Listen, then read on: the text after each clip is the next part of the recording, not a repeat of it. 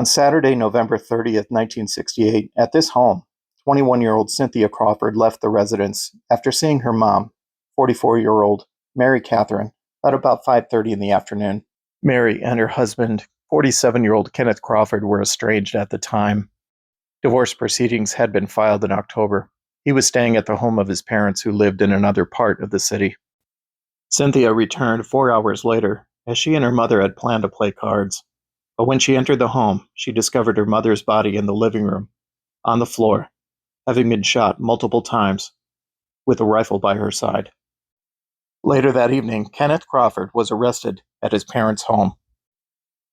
At an inquest, his mother said that he showed up that evening at the home, acting crazy, saying that Mary had been shot and that she was dead, and to call 24th Street, which was a reference to the state hospital.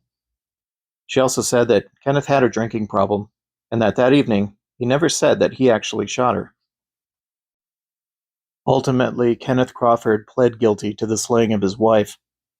In 1970, he was sentenced to 6 to 10 years in prison. Kenneth Crawford died while in prison on July 19, 1975, at the age of 52. Cause of death is unknown. Mary Catherine Reams Crawford was 44 when she was murdered. She is buried at West Resthaven Park Cemetery in Glendale, Arizona. Kenneth is also buried there.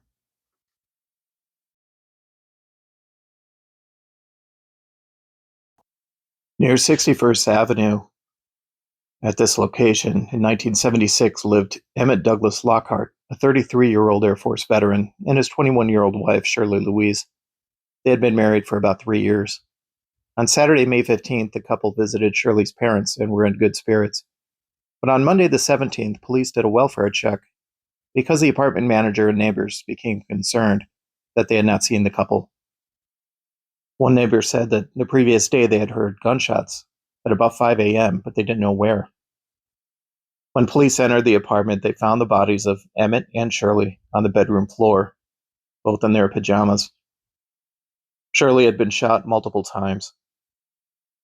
Kenneth was shot once in his head, with the rifle by his side. It was ruled a murder-suicide. No note was left. Neighbors, friends, and family members were left stunned.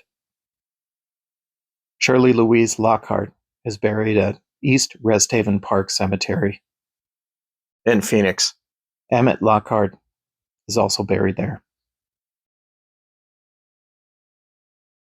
Here is another business in the city of Glendale. This location has been around a long time. Like everywhere, there's a story to tell. And back in the 70s, this was Larry's Beauty Salon. Larry Jensen was the owner, a hairdresser and stylist. He could do it all, and he was very good at his craft. On Saturday, January 10th, 1976, 43-year-old Larry was found dead at his apartment here. He had been stabbed multiple times, with the fatal wound a stab to the throat. In June of that same year, 32-year-old Lawrence Tatras pled guilty to voluntary manslaughter. He told investigators that he had met Larry Jensen at a downtown bar together and that Jensen promised him $50 for an unknown errand. No other details were found. Tatras was sentenced to 9 to 10 years in prison. Jensen's mother passed away 2 weeks after Tatras was sentenced. Tatras would later be in and out of prison over the next 40 years. Larry Jensen is buried at Redmond Cemetery in Redmond, Utah.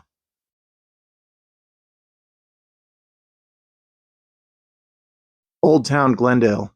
At this location on the corner was the Thunderbird Tavern.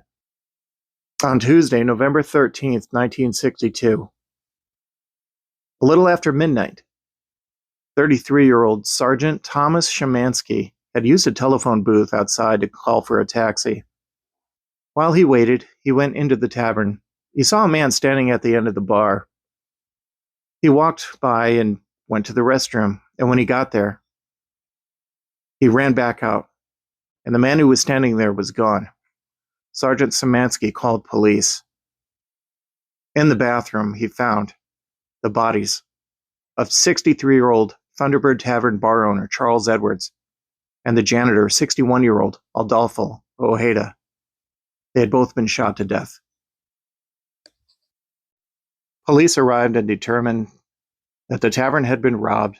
Edwards had been shot in the head and arm. Ojeda was shot in the mouth and abdomen. At the time, it was called Glendale's most brutal and violent crime in their history. A few weeks later, a 26-year-old man named Glenn Wilmer Shaw walked into a Reno, Nevada police station and confessed to the murders. He signed a confession, talked to Phoenix detectives, and was brought back.